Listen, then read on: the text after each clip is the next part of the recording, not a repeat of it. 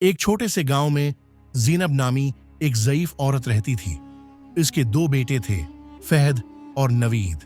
شوہر کا سایہ بچپن میں ہی اٹھ گیا تھا اور زینب نے مزدوری کر کے، سلائی کر کے، بھوکی پیاسی رہ کر اپنے بیٹوں کو پال پوس کر جوان کیا۔ زینب نے اپنی جوانی، اپنا آرام، اپنی خوشیاں قربان کر دیں بس ان کی زندگی سنوارنے کے لیے، مگر وقت کے ساتھ بیٹے بدل گئے۔ فہد شہر جا کر امیر ہو گیا، نوید نے گاؤں میں زمین سنبھالی، مگر دونوں کے دل پتھر کے ہو چکے تھے، نہ ماں کی فکر نہ اس کی خدمت۔ زینب کو ایک کونے میں پرانی چادر میں لپٹا دیا گیا، کھانا کبھی ملتا کبھی نہیں، دوا کی ضرورت ہو تو کہتے بہت جیا ہے، اب اللہ کا نام لے۔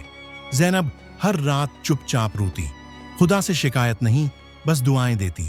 ایک دن وہ سخت بیمار ہو گئی، بخار سے کانپتی ہوئی وہ دروازے تک گھستی آئی اور کہا، بیٹا دوا لا دو، بہت تکلیف ہے۔ فہد نے موبائل سے نظریں ہٹا کر کہا، میری میٹنگ ہے، کل دیکھ لیں گے۔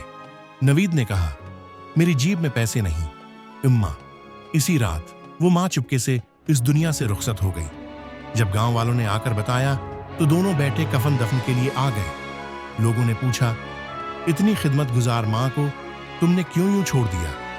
کوئی جواب نہ تھا، خاموشی ان کے منہ پر تمانچہ بن کر برس رہی تھی، اور قبر کے پاس ایک پرانا چادر پڑا تھا، وہی چادر جس میں ماں خود کو لپیٹ کر ٹھٹرتی تھی، سبق ماں کے قدموں تلے جنت ہے، مگر کچھ لوگ جنت کو بھی کچل دیتے ہیں، ایسی ماں کی کبھی خالی نہیں جاتی۔